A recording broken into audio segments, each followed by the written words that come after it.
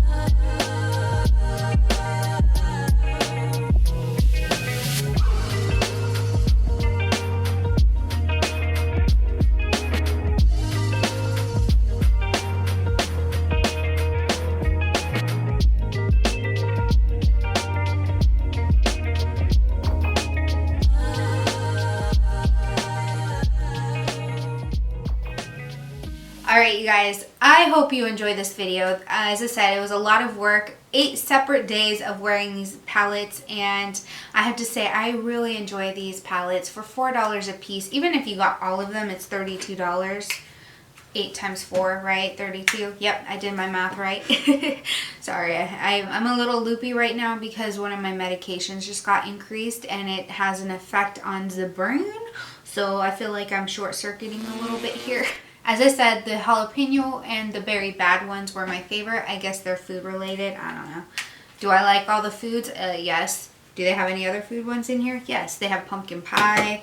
They've got Carnival Candy. They've got Truffles, rose water, Acai You, which is that purple one I don't like, cream and sugar, berry bad, and hot jalapeno. So they're all food related. I love that. I didn't notice that before, but this girl likes food and I like makeup, so they combine two of my favorite things. Now I think I need to go get some jalapeno poppers and some pumpkin pie because that sounds kind of good. Maybe not together, but you know what I mean. I think maybe. Anyway, let's go. I'm gonna go. I need food. Anyway, let me know what you think in the comments below. I would love to hear your opinions. I love doing these 5 looks, 1 palette, or 7 looks, 1 palette, 3 looks, 1 palette. This was a fun little spin on that. So anyway, now it's your turn to decide what color story challenge I get to do next, because that's what I do at the end of these videos. So first off, I finally received this in the mail the other day. It's been on back order. This is from Shroud Cosmetics and it's the limited edition It's Freaking Bats palette. I am so stoked. Sorry it's upside down, but I don't want to flash the mirror because it's going to just blind you or something. Or release evil spirits out of the mirror. I don't know. Anyway, here we go. This color story, I've already swatched it. These shimmer shades are Chef's Kiss, amazing. And the second choice is this gorgeous Walhalla 2 palette from Juvia's Place. I've played around with this a few times, but I haven't dove into this 100%, but this is the palette. Let me know which of these 2 palettes you would like to see a color story challenge on next. Of course, subscribe if you're not already subscribed and click that like button. Anyway, I hope you all have a great rest of your day. Stay happy, stay healthy, and stay electric as always. Mwah! See you next time. Wahala hala hala, I'm a freaking bat. I think that medication works better than my antidepressant. What in the hell is in my ceiling?